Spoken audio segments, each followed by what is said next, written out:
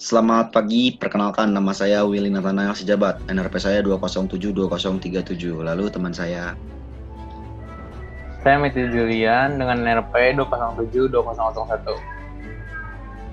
lalu yang di bawah, Halo, nama saya Arya Triputra Magia, NRP 2072023. langsung saja kita presentasikan tentang robot. Halo, perkenalkan nama saya Willy Nathanael Sijabat, NRP saya 2072037. Saya merupakan kelompok robot. Kali ini saya akan menjelaskan sejarah singkat robot itu apa dan definisinya seperti apa. Oke, kata robot itu sendiri berasal dari mana sih?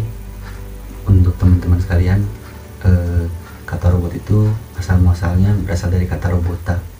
Itu dipopulerkan oleh Isaac Asimov pada tahun 1950 pada karya fiksinya.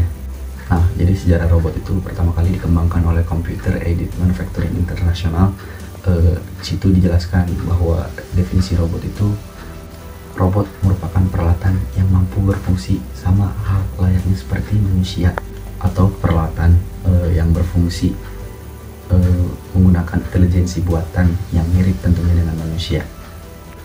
Nah, lalu definisi keduanya, yang ini juga dikembangkan oleh Robotic Institute of America. Jadi, perkumpulan ini lebih menitik beratkan kemampuan nyata yang dimiliki oleh robot dengan kemiripannya dengan kemampuan manusia. Nah, supaya teman-teman mudah nih mendengar, atau supaya teman-teman terbayang gitu, apa itu robot, aku punya kata kuncinya, beberapa kata kunci tentunya supaya teman-teman bisa tahu gambaran robot itu seperti apa. Yang pertama, robot itu mampu mendeteksi lingkungan melalui sensor. Terus yang kedua, dapat diprogram. Terus yang ketiga juga dapat bekerja secara otomatis. Terus dan yang paling pentingnya di era sekarang ini, robot dapat digunakan di dunia industri.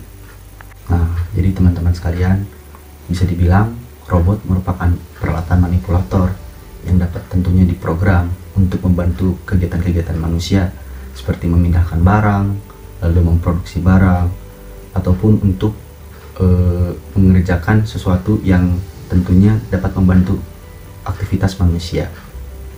Nah, mungkin segitu teman-teman yang dapat saya jelaskan mengenai sejarah singkat ataupun definisi apa itu robot.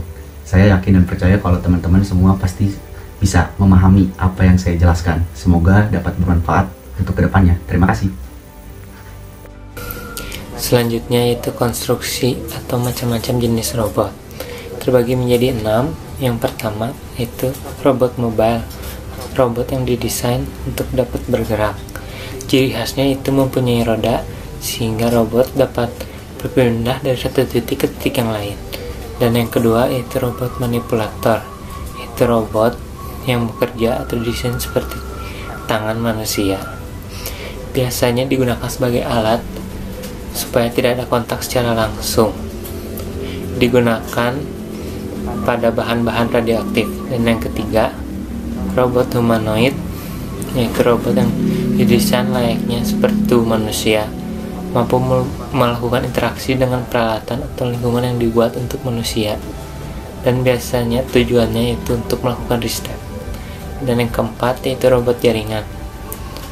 Robot yang digunakan untuk mengontrol sebuah robot menggunakan jaringan internet dengan protokol TCP/IP. Perkembangan robot jaringan dipicu oleh kemajuan jaringan dan internet yang pesat.